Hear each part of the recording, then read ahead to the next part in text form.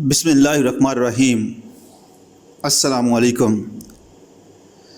ہماری حالت زار سامعین اکرام، نبی اکرم صلی اللہ علیہ وآلہ وسلم نے تو خطبہ حجۃ الوداع میں فرمایا تھا کہ قرآن کو مضبوطی سے تھامو گے تو تا ابد گمراہ نہیں ہوگے، لیکن بدقسمتی سے اسی حبل اللہ سے ہم اپنا تعلق توڑتے چلے گئے۔ جب حبل اللہ کو مضبوطی سے تھامنے اور اس کے ساتھ پورے طور پر وابستہ ہو جانے کا نتیجہ گمراہی سے حفاظت قرار پایا تو ظاہر بات ہے کہ اس کو چھوڑنے کا نتیجہ گمراہی کی صورت ہی میں ظاہر ہونا چاہیے۔ اپنی تاریخ کے اوراق پلٹ کر دیکھیں، سامعین، آپ کو واضح طور پر نظر آئے گا کہ جب تک مسلمانوں نے قرآن کو مضبوطی سے تھامے رکھا، اس کو حقیقی معنوں میں اپنا ہادی اور رہنما سمجھا، اپنے عمل، اخلاق اور معاملات کو اسی کے مطابق استوار رکھا،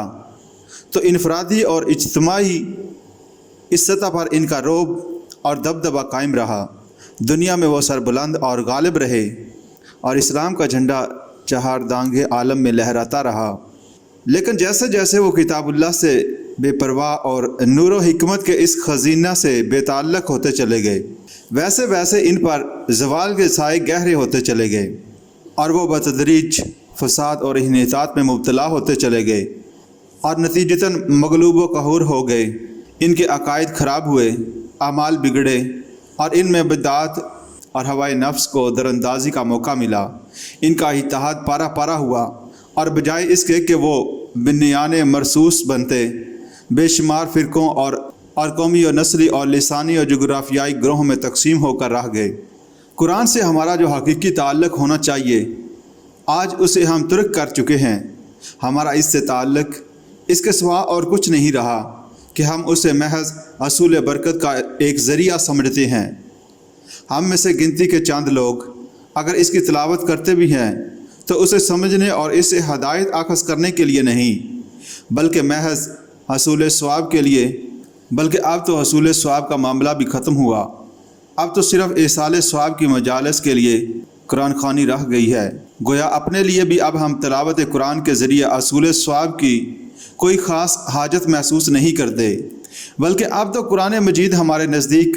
صرف مردوں کو ثواب پہنچانے کا ایک ذریعہ بن کر رہ گیا ہے۔ سورۃ الفرقان میں اللہ تعالیٰ نے نبی اکرم صلی اللہ علیہ وآلہ وسلم کا ایک استغاثہ نقل فرمایا، وقال الرسول یا ربی ان قوم اتخذوا ھذا القرآن مہجورا، اور کہا رسول اللہ صلی اللہ علیہ وآلہ وسلم نے کہ اے میرے رب، میری قوم نے اس قرآن کو پس پشت ڈال دیا تھا، نظر انداز کر دیا تھا۔ اگرچہ سیاق و اسباب کے لحاظ سے اس آیت میں اصلاً تذکرہ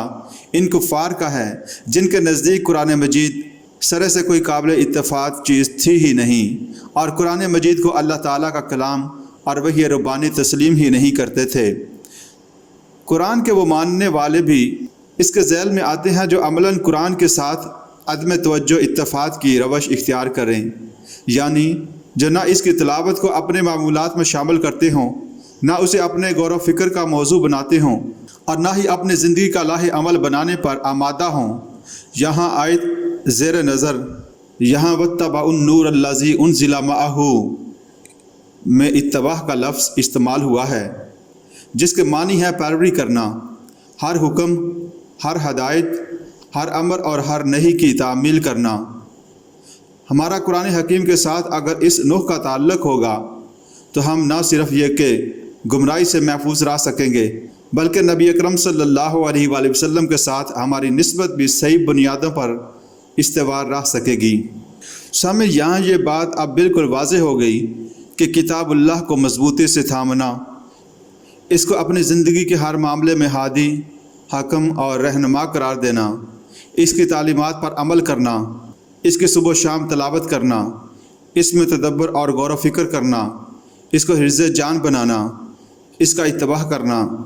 یہ ہے نبی اکرم صلی اللہ علیہ وآلہ وسلم سے ہمارے صحیح تعلق کی چوتھی بنیاد۔ گویا اگر ہم اس کتاب سے جڑے تو محمد صلی اللہ علیہ وآلہ وسلم سے جڑ گئے، اور اس سے کٹے تو محمد صلی اللہ علیہ وآلہ وسلم سے کٹ گئے۔